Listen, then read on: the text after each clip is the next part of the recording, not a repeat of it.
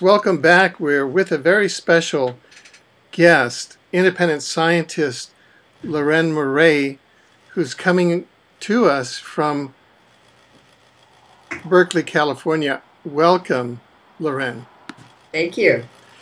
Well, you know, this is quite a coincidence because today is April 8th, and that's exactly 1 month from March 8th, which is when Malaysian Airlines MH370, quote, disappeared, end of quote.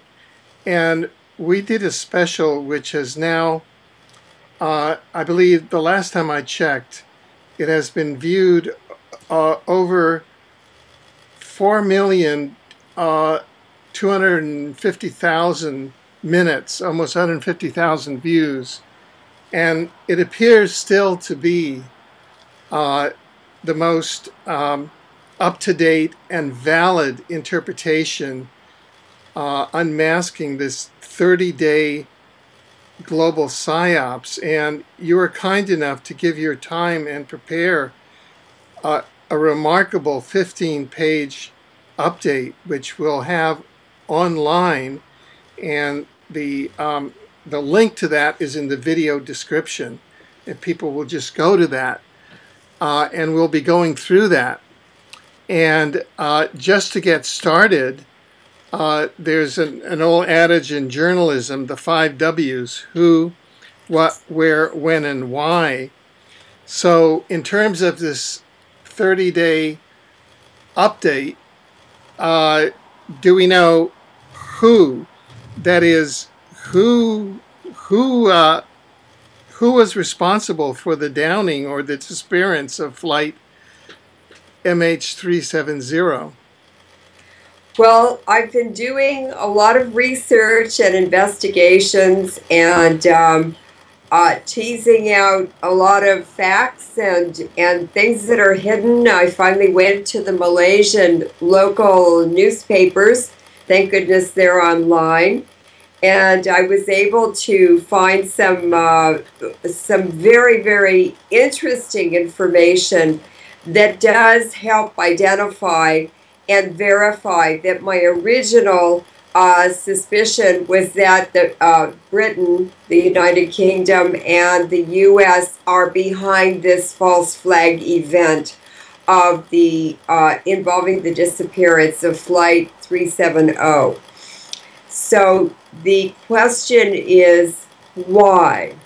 Well, before we get to why is the final W, the next W is what? What exactly happened to it?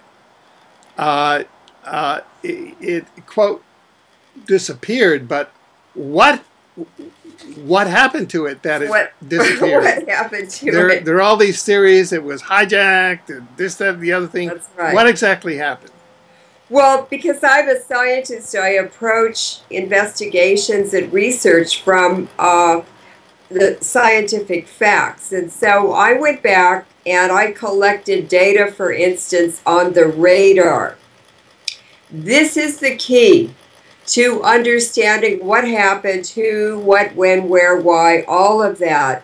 And no country, no agency, no one will release the data on the radar. So I said, well, who knew where the plane was? Who was doing radar tracking? And what should have happened when Flight 370 disappeared? Now, I looked at Malaysia, and the air traffic controllers at Kuala Lumpur Airport used the Marconi radar system, which Tun Dr. Mahathir, the former Prime Minister of Malaysia, signed a contract with Margaret Thatcher to purchase this Marconi radar system for Malaysia. It was installed in 1995, and even Mahathir's later vice president, who was the former finance minister at the time of the purchase, approved that sale.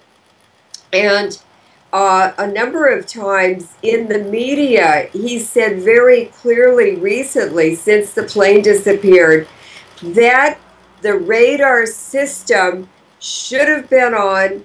There are multiple stations around Malaysia, even if one had turned it off or it was malfunctioning or whatever. There were many other locations where these radar stations were located. It's a system. And he said that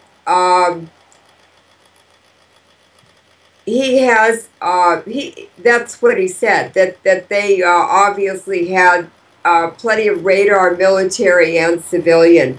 Now, he, interestingly enough, admitted that he was related to the plane's pilot, Zahari Ahmad Shah, via an in-law. So, you began to look at connections and wonder if it's meaningful. And he said that radar system covers all of Malaysia, the coastlines, and parts of the South China Sea.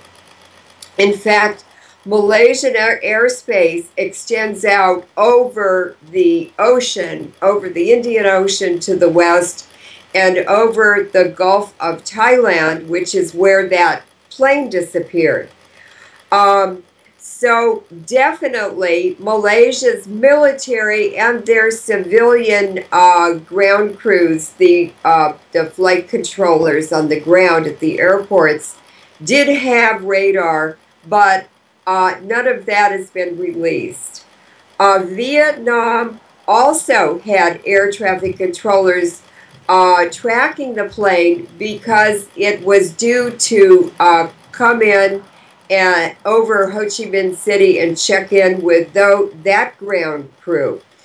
It has been reported all through the media since this disaster happened, since the plane disappeared, that it was on the edge of Malaysian airspace and Vietnam airspace. So the Vietnamese, the Malaysians should have been tracking it. We know Vietnam was tracking it.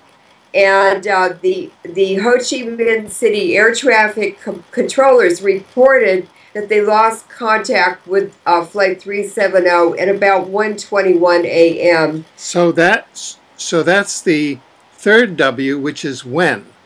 When, yes. Right. The 1:21 a.m. exactly 30 days ago on March 8th, correct? That's correct. Right. Now, where? Sorry. Coming to the fourth W, where was that? Where did they lose track of it? I haven't finished talking about sorry. Sorry. Thailand also is a part of the peninsula and extends into the Cambodia-Laos area region north of Malaysia. And they have a highly militarized country. And at the time the plane disappeared, they were running 2 joint, very large multinational military exercises in Thailand involving Army, Navy, and Air Force from those 25 countries, and it was American-led. So the American military was in charge of those exercises, and that means if there was a Navy presence, the U.S. had aircraft carriers, they had other ships and boats, they had planes, they had radar, they had everything with them, and on an aircraft carrier, they almost never turned the radar off. Okay, multiply that times 25 times, and you have 26 countries and militaries in full military exercises with radar on. And of course, they absolutely would have been tracking all aircraft in that region because of any threats to the military exercises. They would want to stop them. The two exercises that were underway have been held every year for a while. Cobra Gold and Cope Tiger, February 11th to March 25th, were underway in Thailand. And they were led by the U.S., but Thailand, Singapore, and then there were observer countries also, Indonesia, Japan, Malaysia, South Korea. So you see Malaysia was there. Cambodia, China, Laos, Myanmar, the Netherlands, New Zealand, Russia, South Africa, Sri Lanka, and Timor-Leste. So there was a full-blown military presence there, and this was a drill.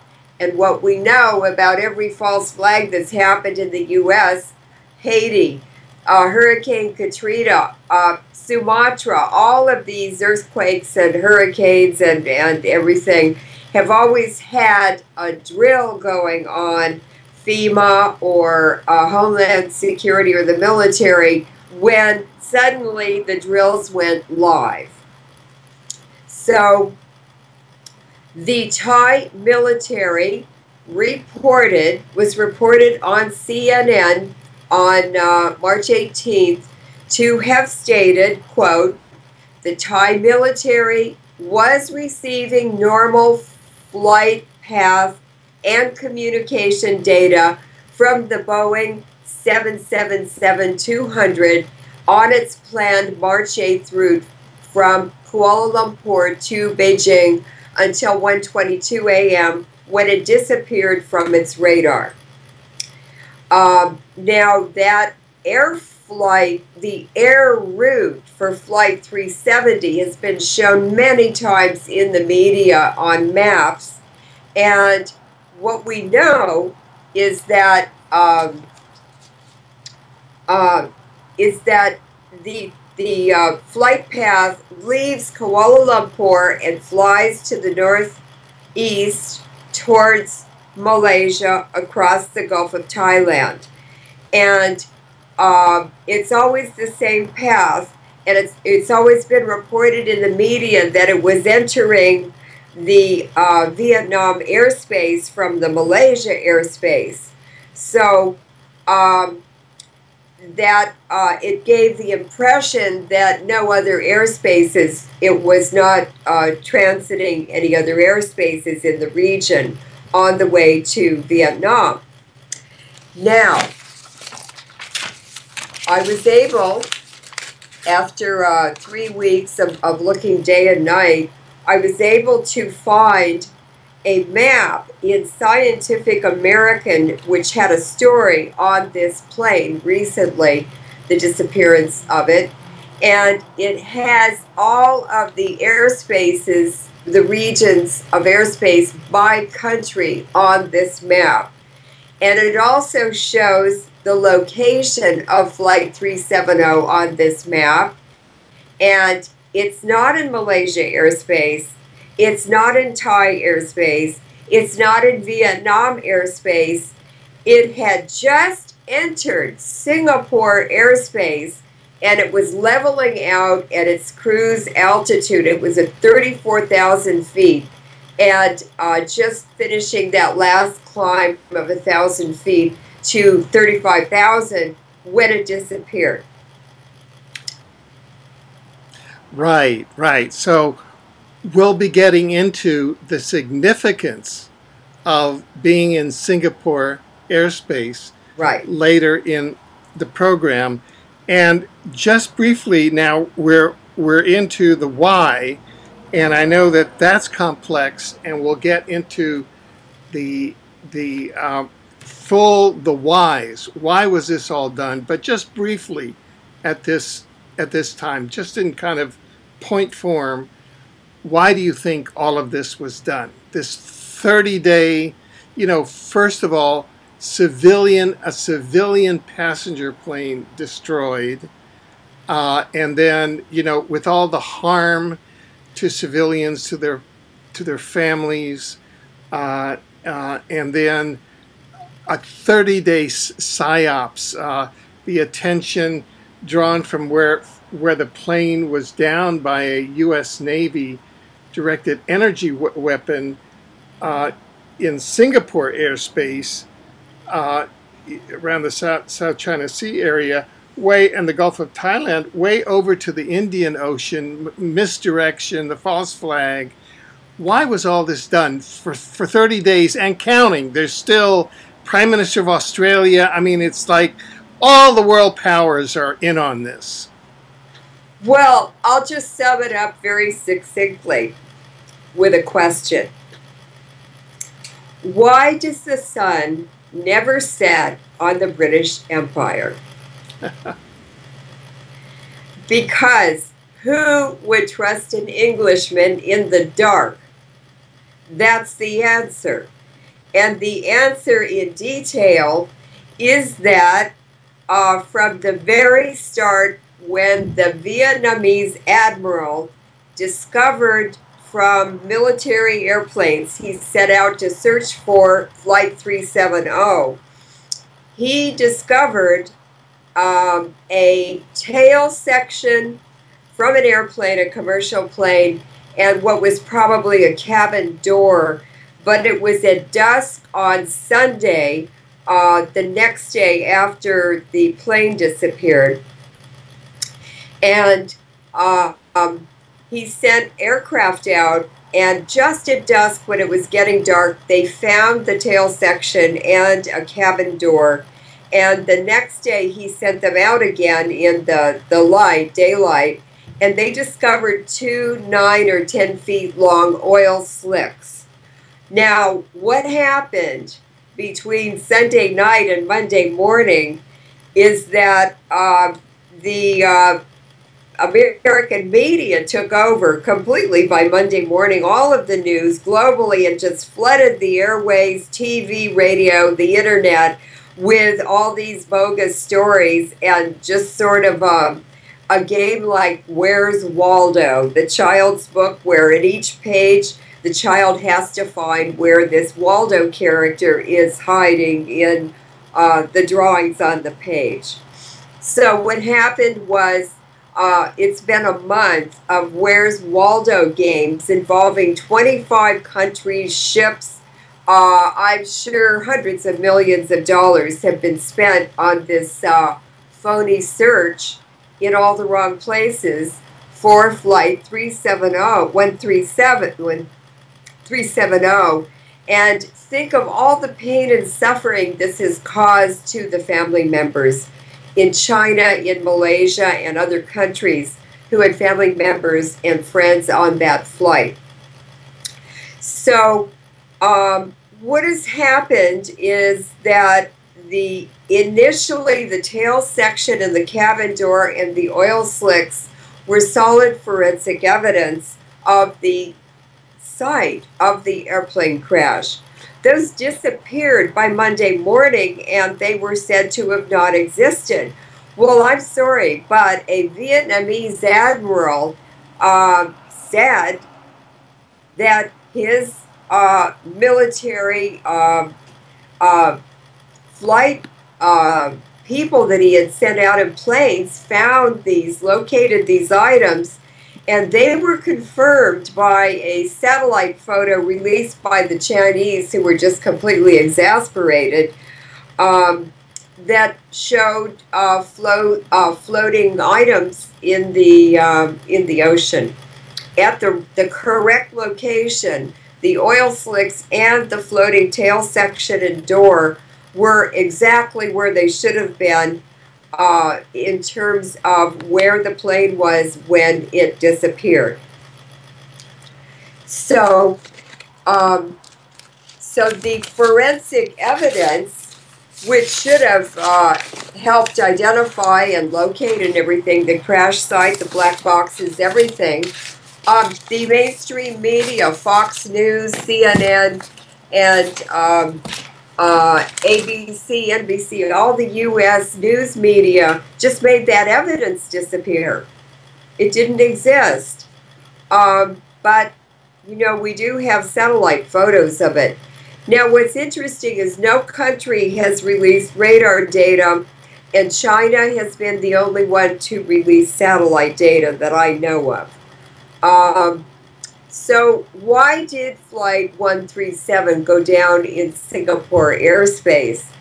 Well, it's going back to the British and the US working together in collusion.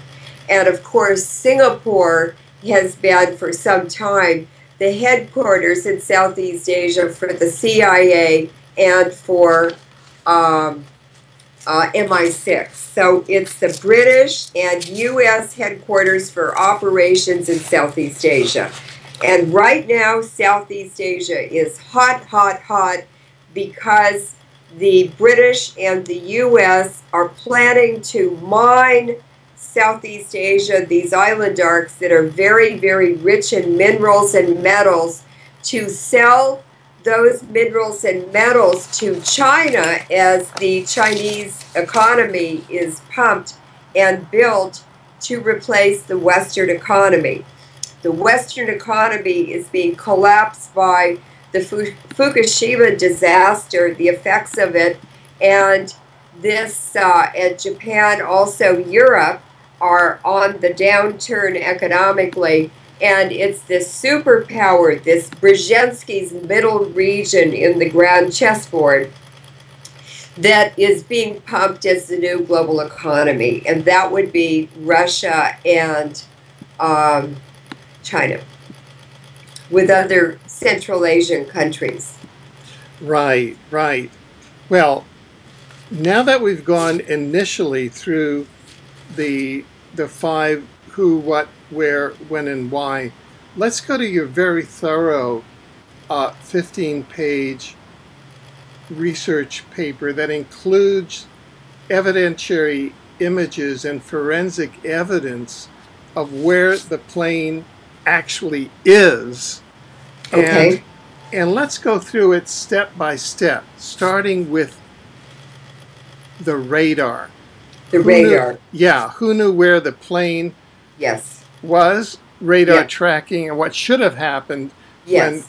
Flight 370 disappeared. Let's just start going through what the reality is and not what the psyops is. Right. The defense minister and acting transport minister of Malaysia has been the main spokesperson on the disappearance of Flight 370. His name is Datuk Seri Hishamuddin Hussein. Now remember, he's acting transport minister. Why did they make him temporarily the acting transport minister if he's already the defense minister? He is talking now in the media about, and this is an April 3rd article, a need to strengthen the nation's military assets following the disappearance of Flight 370. So here we get why. This is a hint that increased militarization of that region and of Malaysia is part of this new world order grand chessboard that we've been put on because of the disappearance of Flight 370. We're on the new world order chessboard, and the big boys are playing now. This is not regional. This is not about Malaysia. This is about the global new world order chess game that is happening. And we, as Americans, you as Canadians, we're all right in the middle of it. So in the 1990s, as I mentioned, Mahathir contracted with Margaret Thatcher for the Marconi radar system. And since then, hundreds of millions of dollars has been spent to purchase more radar, to upgrade it, to update it as recently as 2013. So they have the capability, the Malaysian radar, to, let's see, let me just find this. They have met their stage 1 goals full coverage of Malaysian airspace. Stage 2 is the full integration and networking of all armed forces radar coverage along with the Malaysian Department of Civil Aviation. And the third and final stage is to include satellite and aircraft with surface-to-air missile systems in the air defense network. So we can see where this is going right now and why the disappearance of Flight 370. What would that mean? Well, the U.S. and Britain have sold them all their radar systems and military items, ships, planes, everything. So this is a huge defense package for Malaysia to purchase, and who will benefit? It's Britain and the U.S. Right, right. Now, do you want to go through?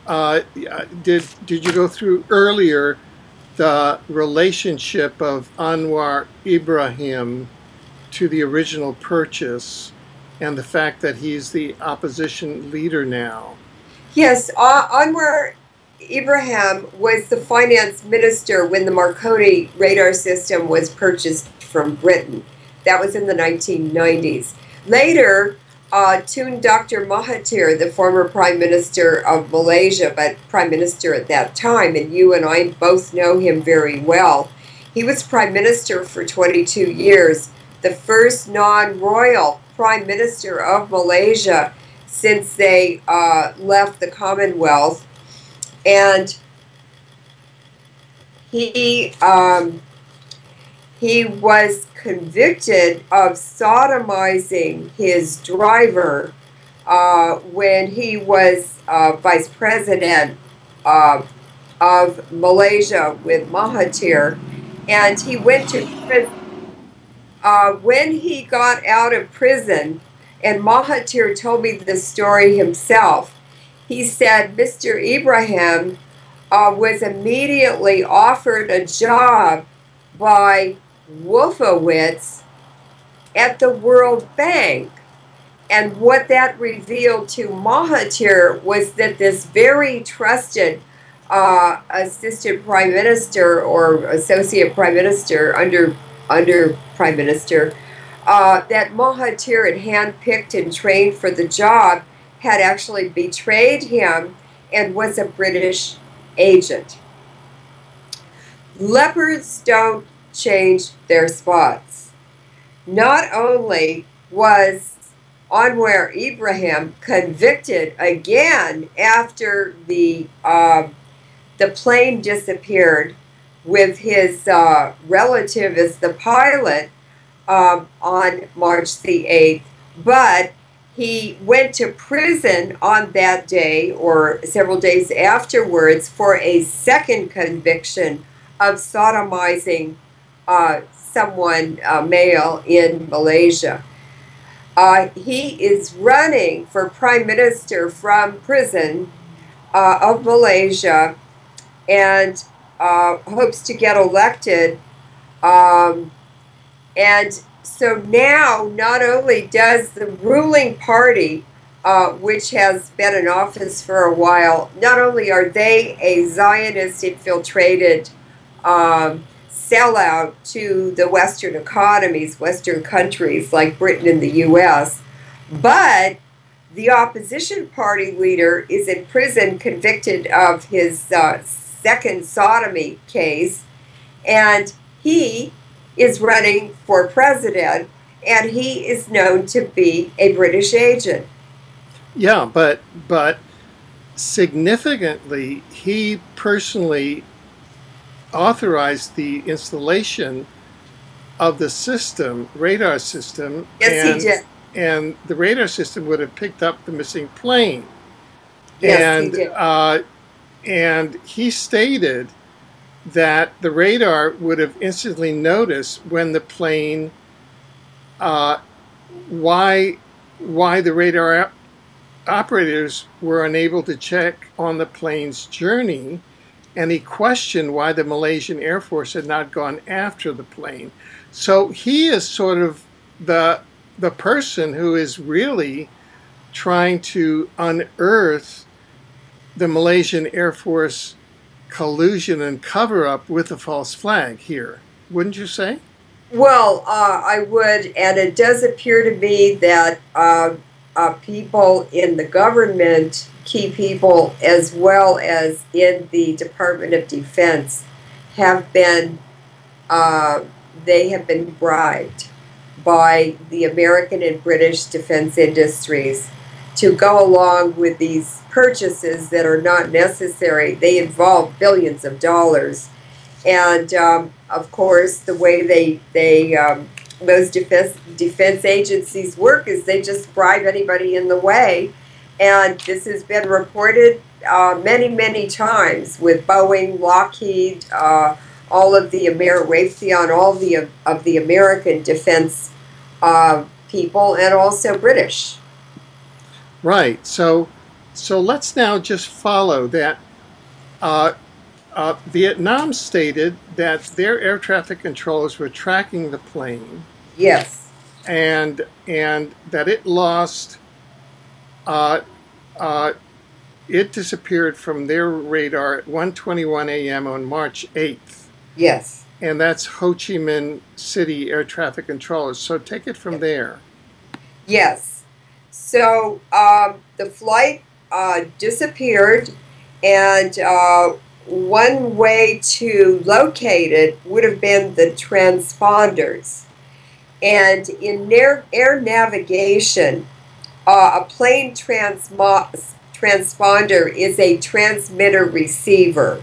In other words, the plane transmits a signal, which is a squawk code, with altitude information, and there are also other special codes for different kinds of emergency situations on the plane. So without saying a word, the pilot could notify the ground crews if there was a hijacking or a fire or whatever. It's just a 4-number code that he types in, and it just goes instantaneously to the ground crews. So what happens is the ground crews will send a signal to the plane's transponder. The transponder receives it and sends information back to the ground crew, giving altitude and location. And the only time that transponder would be turned off is if there were electrical problems or intermittent problems with the transponder. It wasn't working right, in other words. Or if the ground crew asked them to, and that often happens at about 500 feet altitude when they're coming in for a landing, so that all the planes landing and taking off are not confusing each other with transponder pings. So the air traffic controllers use that signal to identify the aircraft and to maintain separation between the airplanes in the air so they don't run into each other. Now, if that transponder is turned off, it doesn't mean that the ground crews, the air traffic controllers, lose contact with the airplane. There are many other electrical signals. There are multiple radio transmitters and radio systems on the plane. They have more than one choice, at least 3 for alternative radio transmitters. Another thing is that this plane had Rolls-Royce engines in it. The Rolls-Royce company from England actually tracks every plane the entire time it's in the air if that plane has Rolls-Royce engines. They also have a complete record of that airplane and what happened to it, but they will not release it. Now remember, they're British. The black box, which is what this big search is for now in the Indian Ocean, it's a wild goose chase, but the black box is very strong, and it's been built and located in the plane so that if the plane crashes, the last 30 minutes of activities and conversation in the cockpit is recorded in that black box and preserved. It's very, very robust and can withstand fires being dropped in the ocean, all kinds of catastrophic events. And that's the first thing they always look for in a plane crash, because that tells what happened. Or usually it does. And then, so that's the transponders. We have covered the radar, and I'd like to talk about the satellites now. But first, just before we leave the black box, now what's said here is that after a crash, the black box transmits a signal for 30 days until the battery runs down. Correct? That's right. Today's April 8th.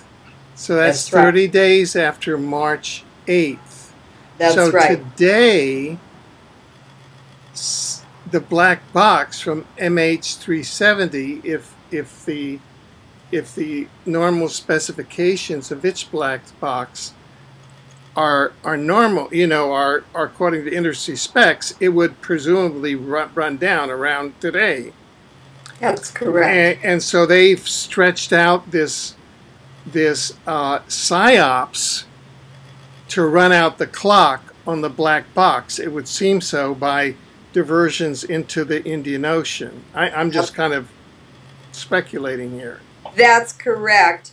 And the satellites, the satellite company, one in particular that was involved, is the culprit. This is very, very interesting. Who has satellites? Who could know from satellite information? Well, the US, Russia, China, I'm sure India has them, Japan has them. There are many countries who have satellites, including the US, and there are hundreds of thousands of satellites up there that we don't even know about. We don't even know how many satellites have been launched, and we don't even know where they are, because they launch them and then they just disappear.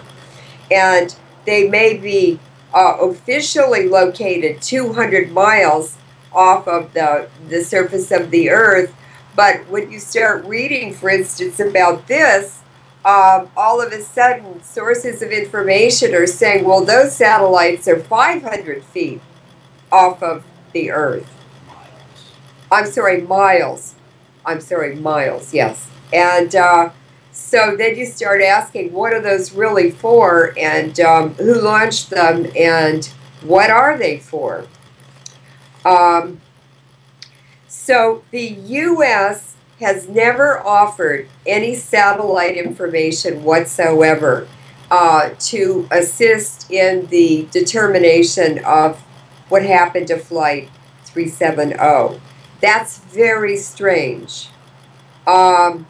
We do know, Americans know, that the little 2-inch number plate that's in the windshield, just below the windshield in our cars on the dashboard, is tracked. Your car is tracked by satellites from space that can actually read those numbers that are they're very, very tiny. They're just a large font size on your computer. So that's the detail ability that that the satellites have, and the plane was even 35,000 feet, almost 35,000 feet, which would put them 5 miles closer to the satellites or more. So there should have been U.S. input of our satellite data, and we could have done it in a way that did not give any secrets away. On April 6th of 2012, at Vandenberg Air Force Base in California, a satellite was launched for the NSA, the National Security Agency, which is the satellite people and the highest level of the intelligence community in the United States. They put a NROL 25 satellite in space with synthetic aperture radar that can observe objects globally in the daylight and darkness. It can penetrate clouds, and it can even identify underground bunkers because it's ground penetrating. And this is just one of many, many, many satellites that the NSA has, and one of their logos with an NRO 39 satellite emblem on it states, "Nothing is beyond our reach." So that pretty much tells you that the U.S. knows what happened to that plane and is not divulging it. The GPS is another tool, a necessary tool for location and tracking of all kinds of things on the ground and in the air. That was put on satellites starting in the 1950s for the military in the United States, and in 1983 President Reagan authorized it for civilian satellites, and so these planes all are hooked up to GPS.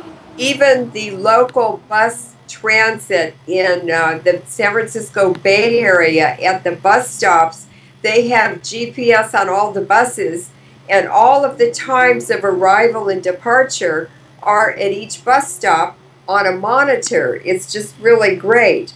So that's GPS, which has percolated into many aspects of civilian life now. The Marconi Corporation in Britain manufactures electronic systems for Britain and the government and the military, and they are very integrated and involved with BAE, which is British Aerospace, I think it's Enterprises, a very, very secret corporation. I don't know if it's part of the British government or it's private, but it's very, very, very dangerous to work for it, actually. A lot of people have been murdered.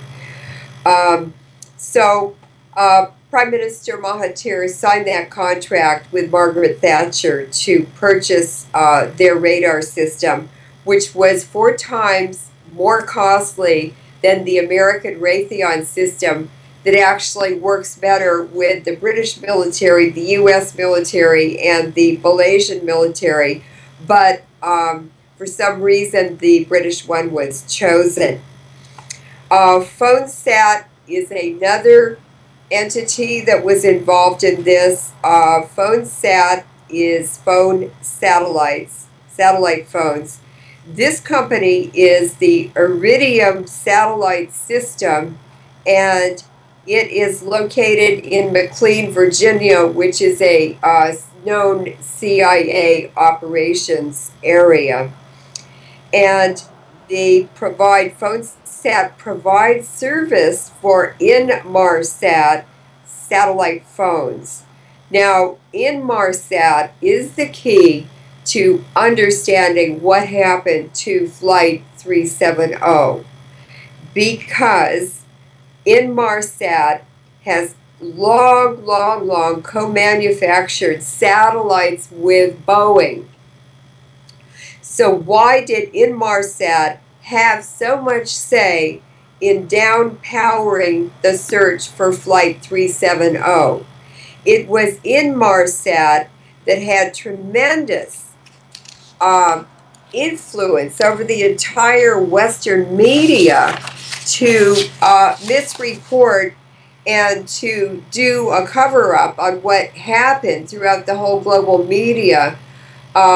That's a pretty powerful organization if they're able to persuade the whole entire global media to misreport. Now, Inmarsat tracks all shipping traffic globally, and they now want to expand into the airplane traffic, civilian air traffic, And that would mean a tremendous increase in business and global surveillance of ship and air traffic from their headquarters in England. That's really interesting. 93,000 flights a day are scheduled and fly to 9,000 airports around the world every day. That's a huge increase in business for them, but it's an even greater increase in global monitoring of commerce. It's basically globally monitoring commerce as well as civilian travel. Now, what happened is Inmarsat, through a series of lies and deceptions and misrepresentation of information and science technology, they misdirected and hijacked the search for the Flight 370 in the Gulf of Thailand and sabotaged that search by saying they were tracking pings or the transponder on Flight 370 for 7 hours after it disappeared in the Singapore airspace. They said they did not have GPS on that particular satellite. One satellite, they said, was tracking Flight 370 from Malaysia all across the Indian Ocean. Well, I got on a plane in Malaysia and flew to Sri Lanka, which is on the east side of India, and believe me, I thought I was never going to get there. It was a 3.5 hour or 4 hour flight. The Indian Ocean is huge, and they reported that they used the Doppler effect, which is a physical parameter they can measure, and they can triangulate from the Doppler sounds where that plane might have flown in the Indian Ocean. So they misrepresented that because you don't need GPS or anything else to triangulate with the Doppler effect except 3 observation points, which in this case would be satellites. So the other big lie is that a satellite is in view. Alfred? Mm-hmm. Oh, your picture froze. Yeah, they've been playing with our pictures. Yeah, okay. And they've been freezing yours a bit, but then you come back. Yeah. Okay, so I found a photograph, an image of the headquarters inside of Inmarsat, their headquarters in Britain, and it's an image of the entire satellite network, and it absolutely confirms that a satellite is in view for only about 24 minutes before it disappears over the horizon, and another satellite is used to continue transmitting and collecting information, receiving and transmitting. So there wasn't one satellite, just one satellite tracking that plane for 7 hours or 5 hours as it flew across the Indian Ocean. There were at least 10 and maybe as many as 20, and the likelihood of any of those or all of them having GPS on them so they would know instantaneously where that plane was is a bald-faced lie. Now, Intersat is British and a very strong player, we know now, in the disaster cover-up. And it also very strongly demonstrates that the British are involved in this cover-up and the disappearance of Flight 370 by redirecting the rescue efforts away from the crash site. They could have found the black box by now if they had looked in the Singapore, below the Singapore airspace where that plane disappeared, and where the Vietnamese admiral found the oil slicks and located the tail section.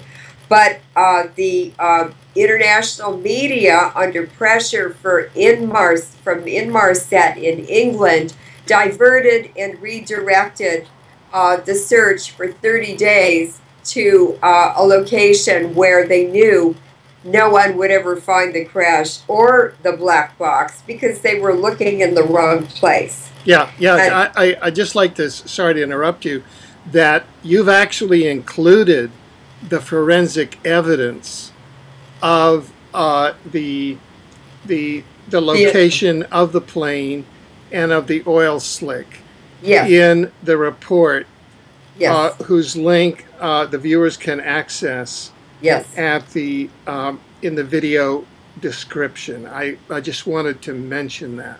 yes. So China also got exasperated because more than half of the passengers were Chinese. I believe, I'm not sure how many, a couple hundred maybe.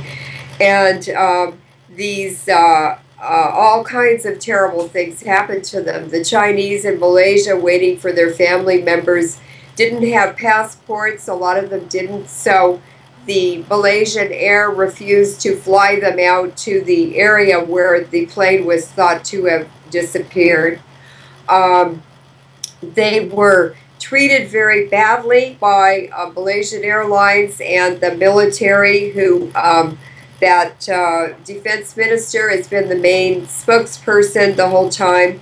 And the family members were locked up in rooms and treated very badly. They weren't allowed to talk to the media or attend the press conferences. And in China, in Beijing, where the plane was going, distraught families were there also, wanting to know day after day after day. Well, after a month, that would exasperate anyone. But by March the 12th, 4 days after the plane disappeared, China released a satellite photo of the airplane debris that had been found in the South China Sea, where the plane should have gone down. And according to the timing and the disappearance and the route. So that was good evidence that that Vietnam admiral located and described.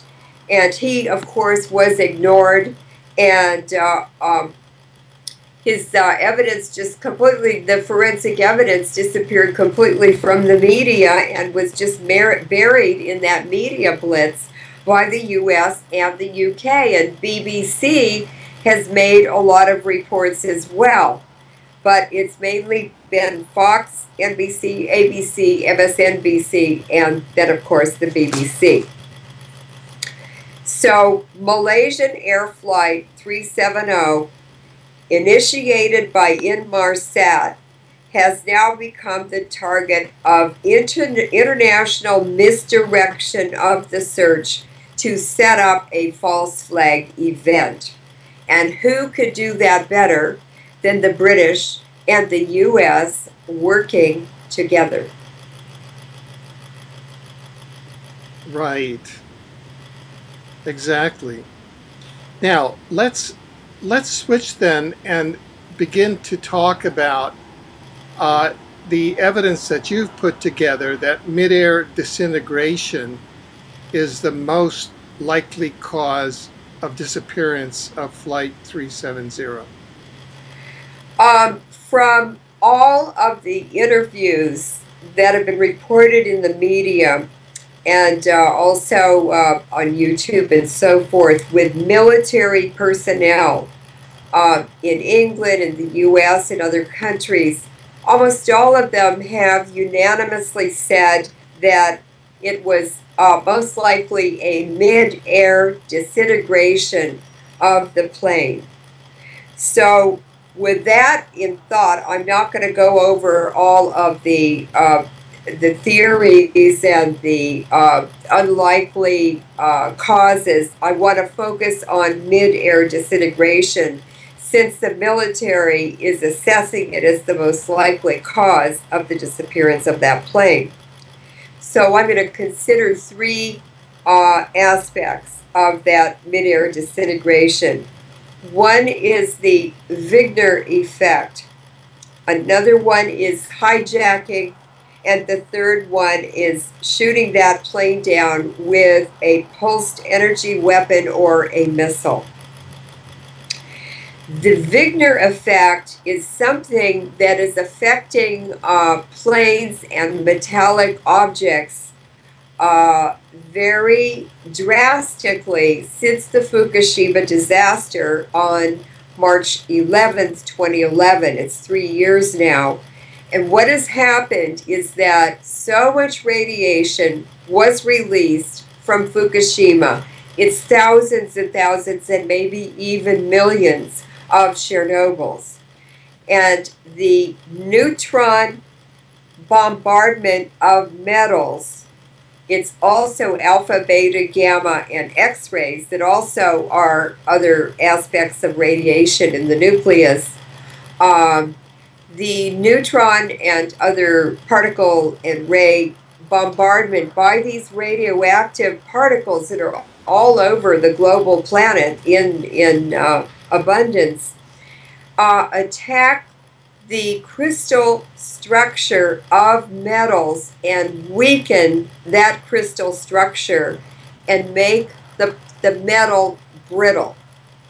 So what has been happening, it just started to be reported about 2 or 3 months ago, that we noticed at least, is that commercial aircraft, civilian aircraft, and military aircraft around the world are having parts fly off of the planes in midair, or windshields even are flying off of military jets. And we know that, for instance, at the Kadena military base in Okinawa, and you and I have been there, watching CIA executive jets take off on public conditioned flights.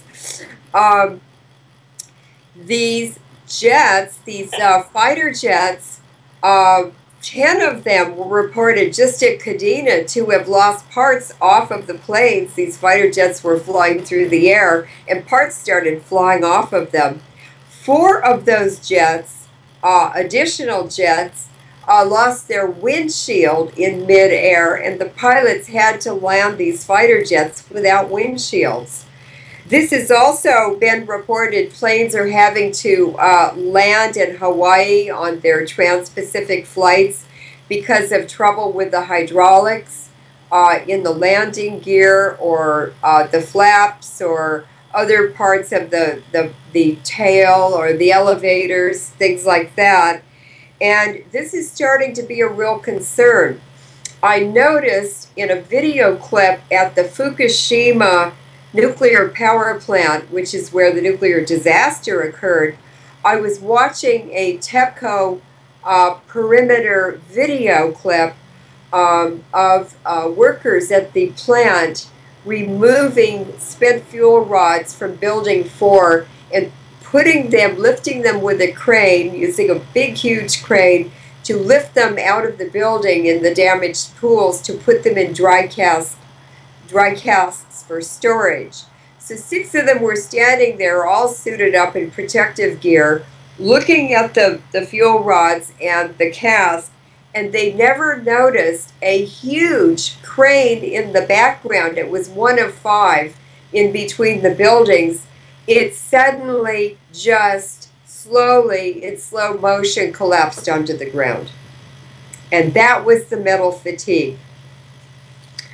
But since there have been no reports so far of planes crashing and the people on the planes being killed, I don't think that the Wigner effect yet has caused any airplane crashes.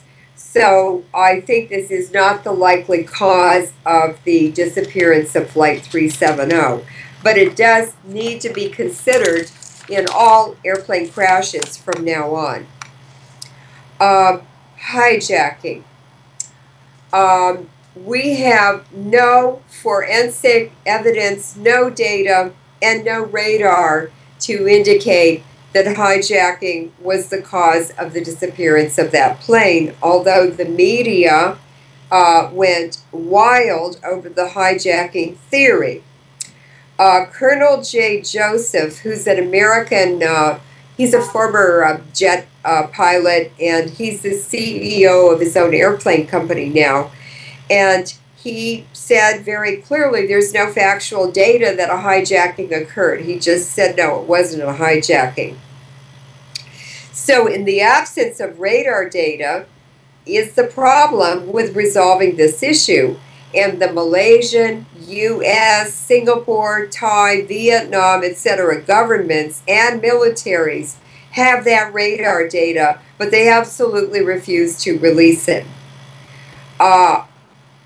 That's pretty significant in indicating what did happen to Flight 370 that they don't want us to know happened to 370, because I am certain and confident that the U.S. Navy shot it down with a new pulsed laser weapon or a new pulsed energy weapon that they posted on YouTube, 2 demonstrations 2 days before Flight 370 disappeared.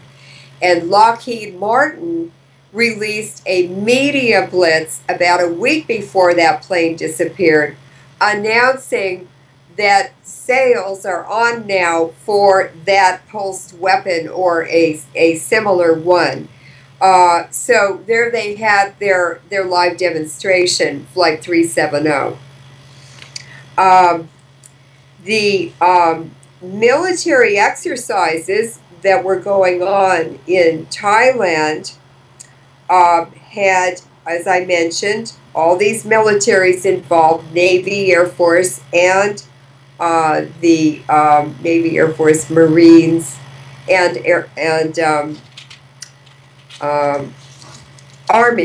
Army. And so certainly they had their radar on. That's about 25 countries.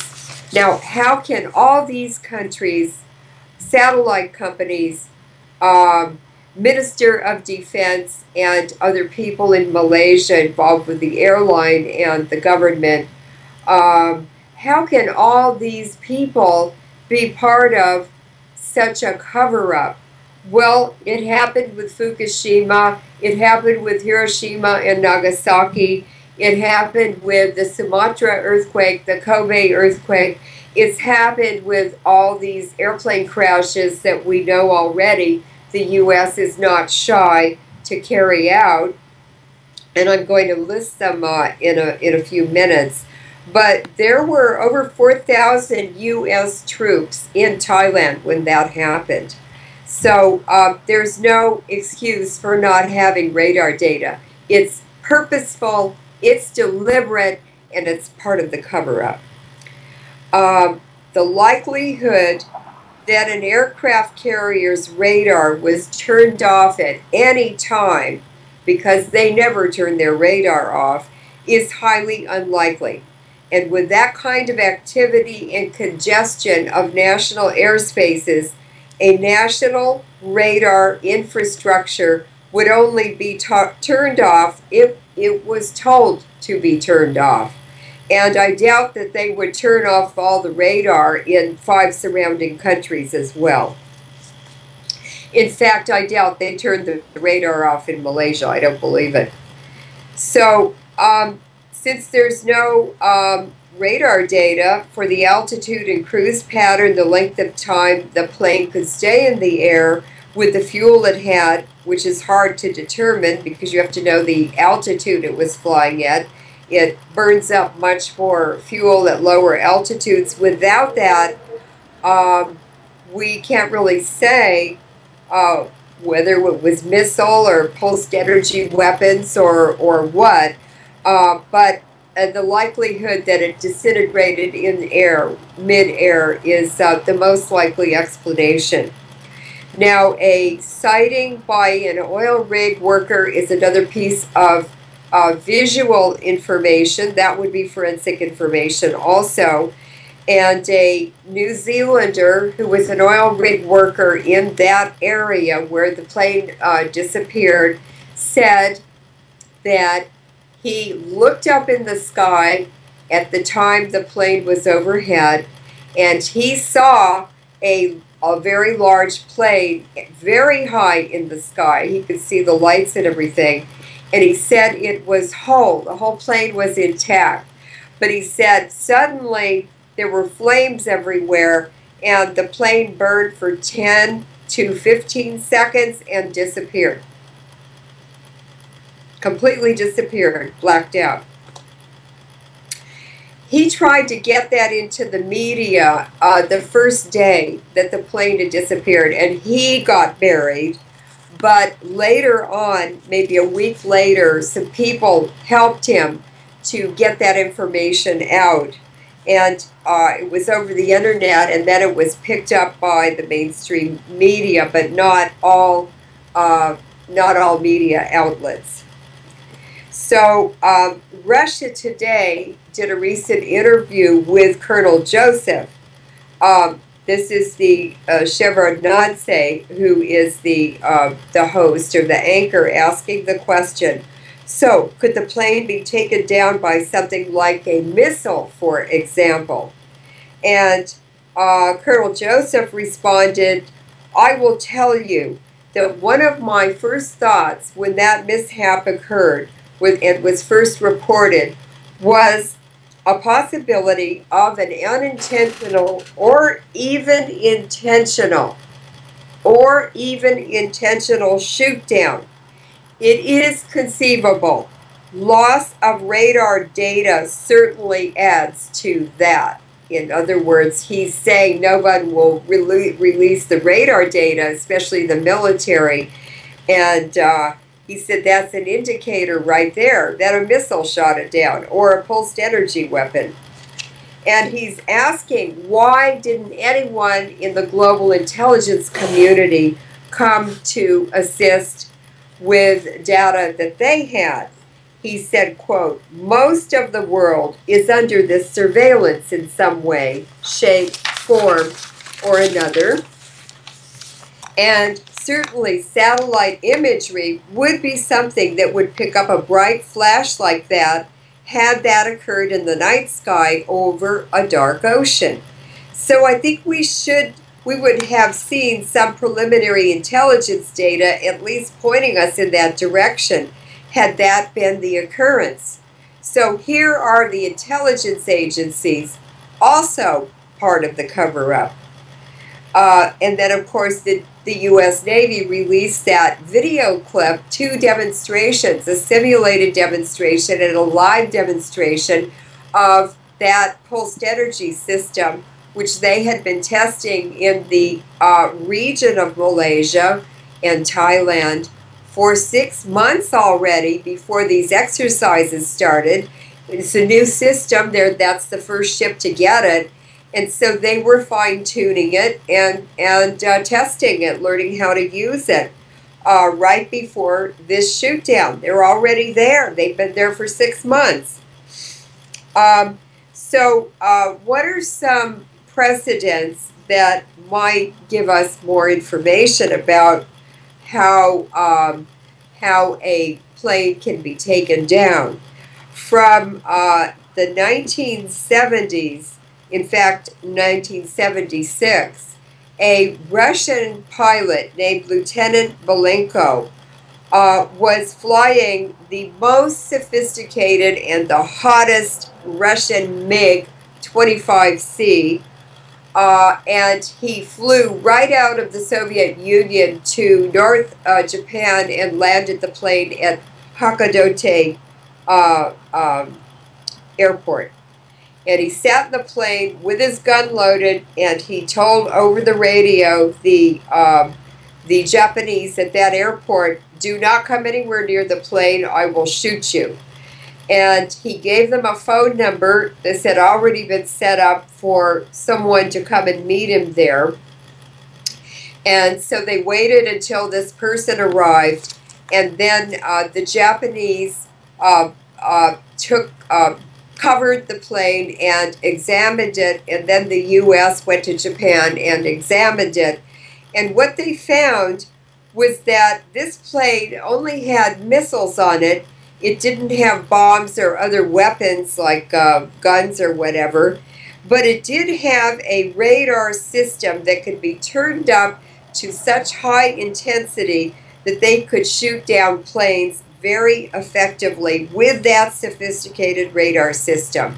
So even just radar on a plane, if it's the right system, can shoot a plane down. That's a directed energy weapon, basically, one of the first ones. And that plane was used by Egyptians in the Yom Kippur War. Many Middle Eastern countries such as Iran, Iraq, Syria, other countries have had that fighter, and that is a very, very dangerous plane even today. Are you still there, Alfred? Yeah. Am I? Oh, shit. Am I not? I am here. Do you not hear me? Alfred, you here? Yeah. Do you not hear me? Dropped. How long ago did we get dropped? You're not dropped. You are recording here and you're fine. Okay, well then we'll go ahead and we'll pick it back up again. I'll let Leuren know. We weren't seeing you moving. Oh no, I'm moving now? yeah.